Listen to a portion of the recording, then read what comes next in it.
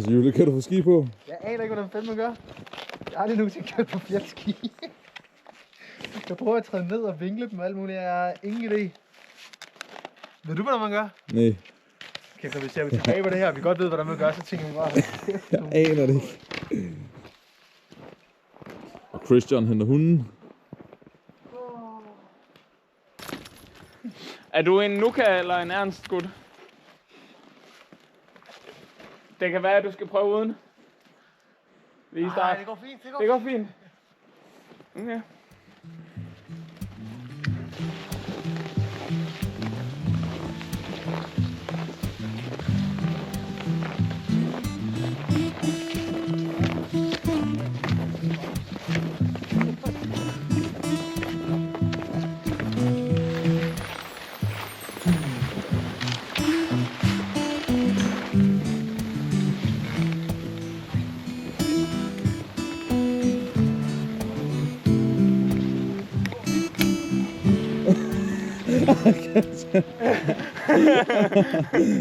Shit. Det gik sgu da godt.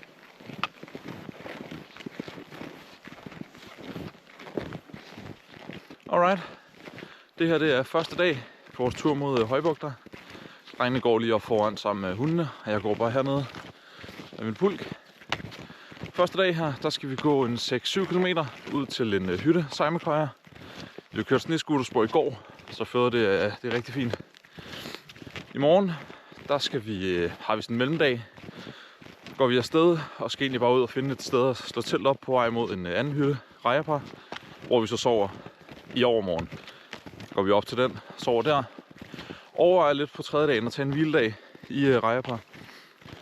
For så derefter at gå på fjellet. Har vi en dag, hvor vi kommer op på fjellet, slår telt op der.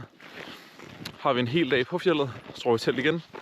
Og så på 6. og sidste dagen, der skulle vi gerne nå huset i Højbugter. Så vi håber vejret det er med os. Håber nu kan jeg Ernst trækker. Og vi har været nok med. Ja! Ja! Flink gut. Flink gut.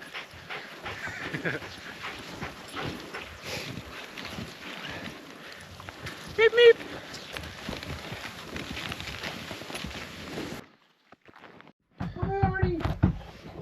Ernie, han tror, jeg er godbid, hva'? Jeg tror, jeg har en godbid. Altså Julie, hvad er dit take på aftensmaden? Jeg synes sgu, det var meget, meget lækker. Vi overvejede at tage et kilo mere med af risengrøden. Det var godt, vi ikke gjorde det. Det var svært at spise op, men vi havde en holdkaptajn, der gjorde, hvad han skulle, og lige trådte ind i kampen her til sidst. Jeg giver sgu aldrig op. Er du også med, Christian? Ja, det kan du fandme bande på. Fandme godt. Hvad med dig, Nuka? Er du med? Ja, du er med. Ja, du har bare ikke fået risengrød. Du er bare en hund, ikke også? Du er bare en hund. Hvad er dig, Ernst? Er du virkelig bare en hund? Hund.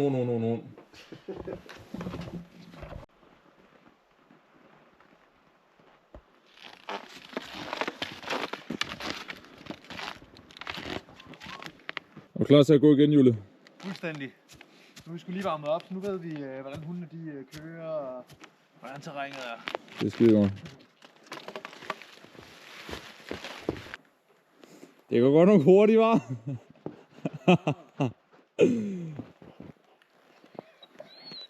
Pas på, du ikke får en fartbøde. Så, Ernst, det er så kører vi. Så er det sgu efter dem. Ja, godt, Ernst. Kom så. Ja, okay, rolig. Har vi Christian med? Uden at vælge.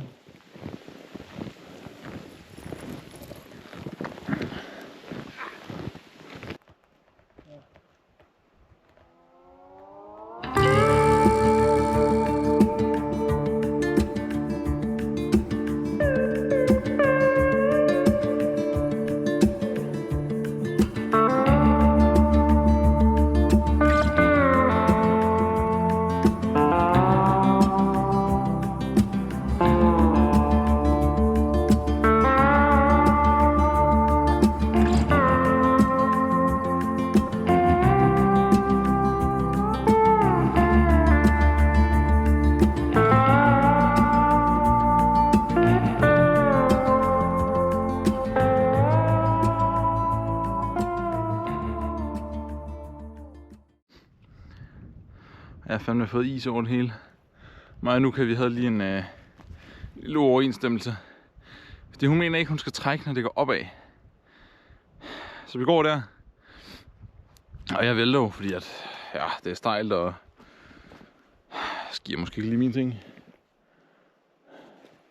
Og så du.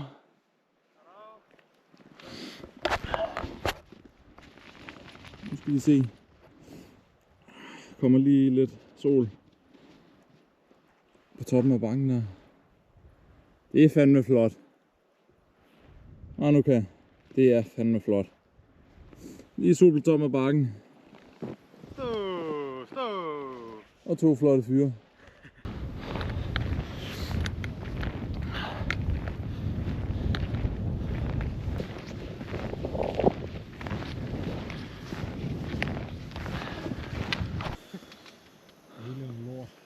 Kogekonen sidder der og laver mad til alle. Det er bare lækkert. Ja, det skal til. Og så kommer vi ikke til hytten. Men i teltet. Kommer sgu ikke til hytten i dag. Nej.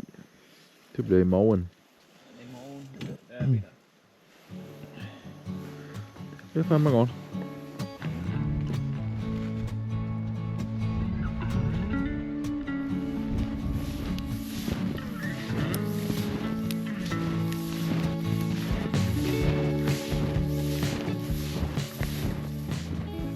Så er blevet dag 3.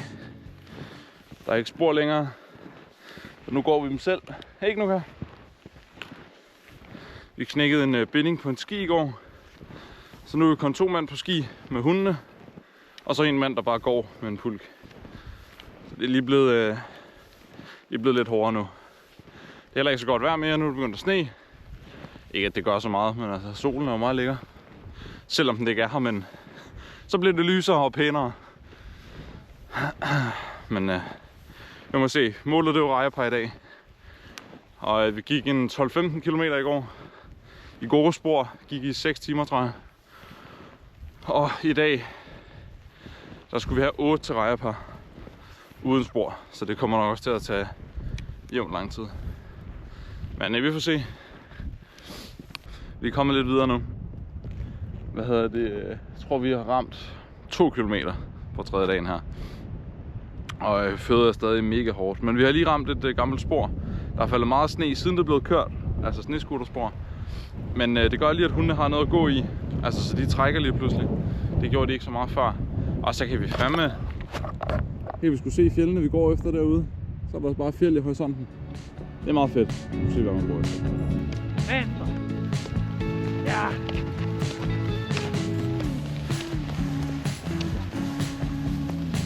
Kommer jeg lige herude en ophang. Øj, nu kan... Nu kan... Vi var slet ikke klar til at gå. Christian? Ja? Jeg tænkte bare, hvis I lige kommer herop, så vi alle sammen kan se det hele. Kan vi lige overveje for, hvor vi gerne vil op henne. Så det ser lidt åbent ud. Sådan der omkring. For at kunne sådan slange sig lidt op der. Det er den der dal, der vi sådan skal følge. Ja. Og så et par... Er det 2-3 km? 3. Ja, 3 km. Ja. Mere. Ja, på fjeldet. Ja. Vi kan bare følge dalen så. Nej, fordi der kan være meget sne nede i dalen. Ja.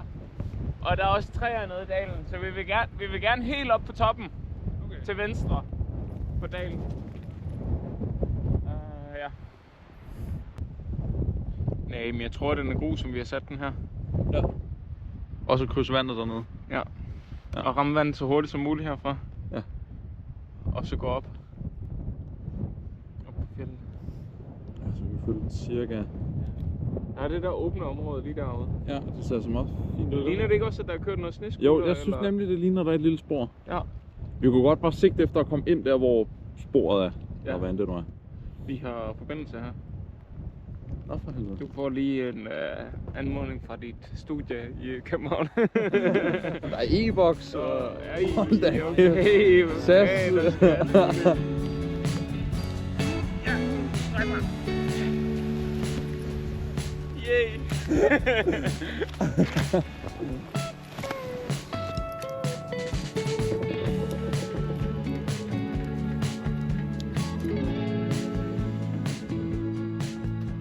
Hvis jeg binder skoen fast. Simpelthen skoen fast, dog. Ja.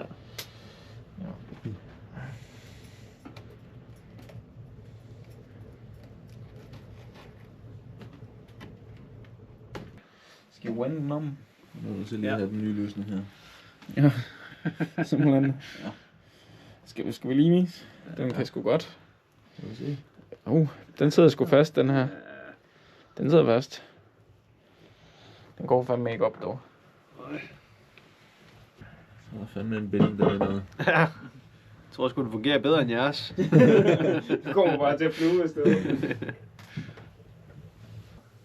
Det er en rigtig finmarker, der sidder der. Fikser sin ski med snor og stearin. Ja, vi er rimelig fucking meget hjælp fra Christian af. Men, Jo, finmarkerne. Finmarkerne. Finnmarkerne. Ja, yes. Finnmarkerne.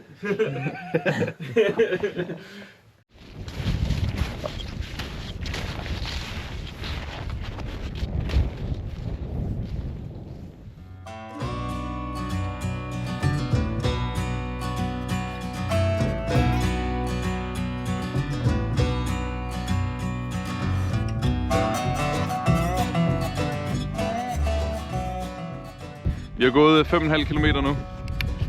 Føret det er stadig mega godt, og der har endda været snescooter forbi, så nu har vi også noget at gå i. Det afviger en lille smule for vores oprindelige rute, men det går fint nok. Drengene de går lidt længere bagved. Christian har stadig 3 pulke, og Julius hans ski der, de duer overhovedet ikke. Så han har været nødt til at smide dem og går bare i gummistøvler nu.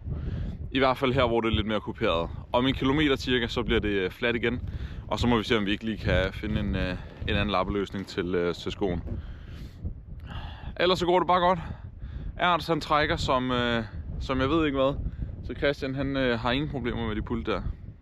Altså nu kan trække også, men jeg ved ikke, Ernst han er blevet bidt af en syg slædehund i dag. Så det er skide godt.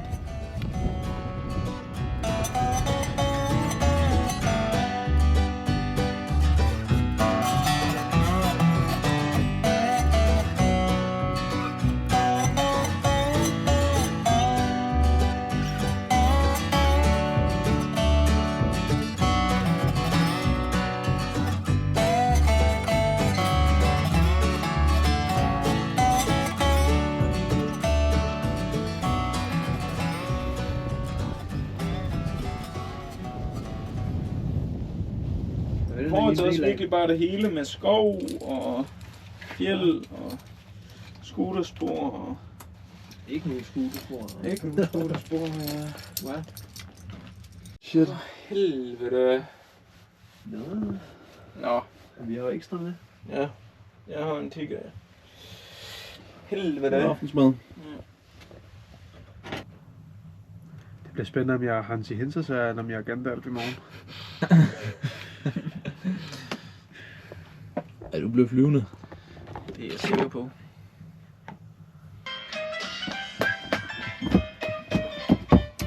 Ja! Kom så! Kom så, Jule! Ja, Jule! Ja! Satan! Ja!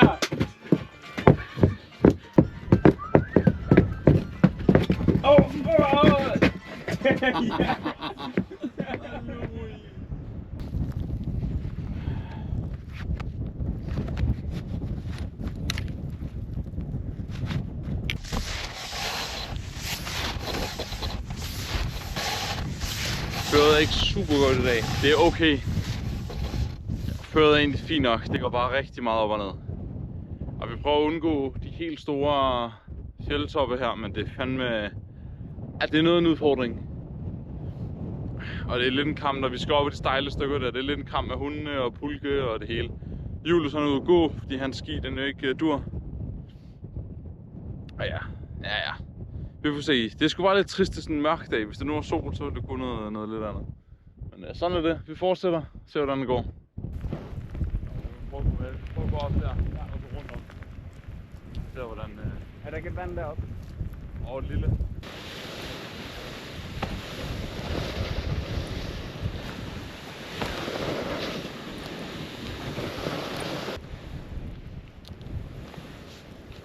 Endnu lort. Ja, jeg kommer der hjælp for dig. Din pulke væltet. Fuld vælget. Ja, jeg kan komme. Okay, Jan. Sygt.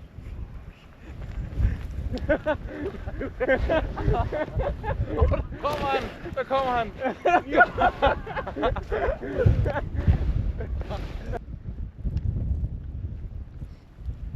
Hvad laver I? Skal jeg komme og trække en af jer?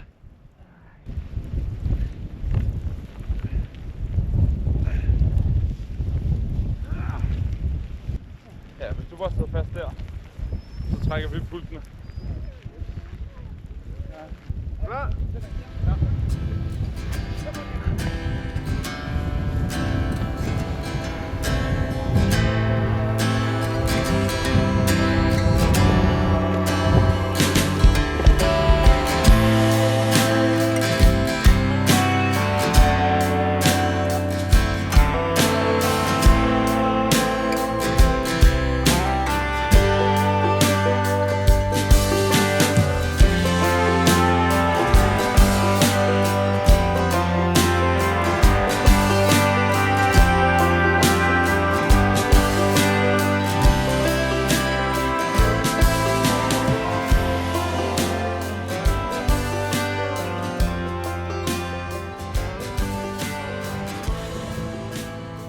Nu skal vi om snescootersporet, der egentlig skal føres helt mod Højbugter, i hvert fald op forbi Snehotellet.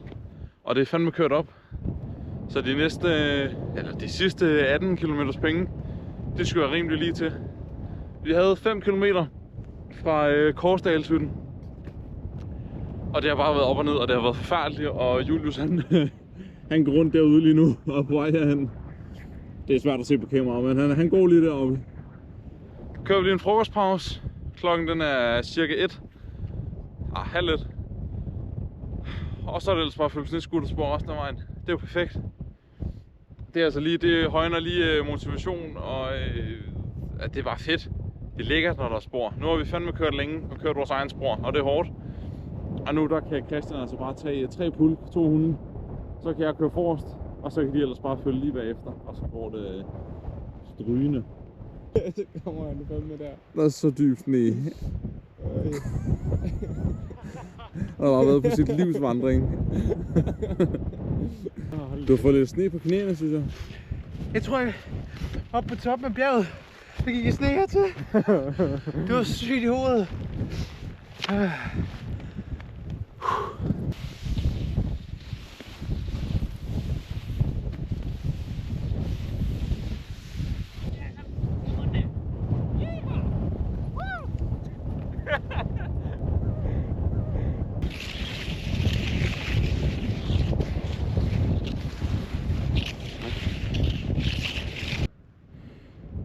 Vi er sluttet på snescootersporet heroppe, hvor der står 7,10. Og så er vi på vej ind over venstre her, hvor der er nogle længere søer, vi så skulle kunne følge. Christian mente, der måske ville være noget spor her. Det er der ikke.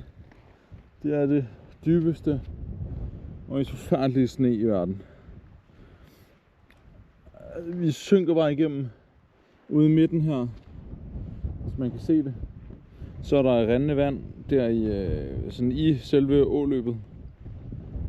Så vi er nødt til at gå helt ud i siden her, hvor det bare går op og ned og op og ned og er stejlt og store sten, og pulkene vælter hele tiden. Nu går jeg heroppe og skiller min egen pulk ud, og drengene går bagved og kæmper med de 2 andre hunde og få det hele op. Nu skulle det forhåbentlig blive bedre her, når der er store søer. Og så skal vi egentlig bare lige det sidste stykke her op. Og så her, hvor en blå markering her, den slutter, så skulle der være en sti, der egentlig følger resten af vejen tilbage. Så nu har vi lige 3 km her på søer. Og så har vi 1,5-2 km på noget stiværk. Og så er lige det sidste stykke ned ad vejen. Vi må se. Klokken den er 17:25. Og nu skal der bare til at være en ordentlig fører, fordi det her, det er ulideligt at gå i.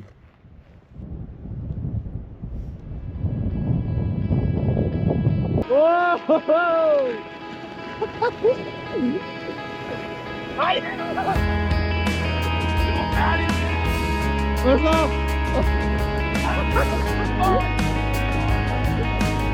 Oh!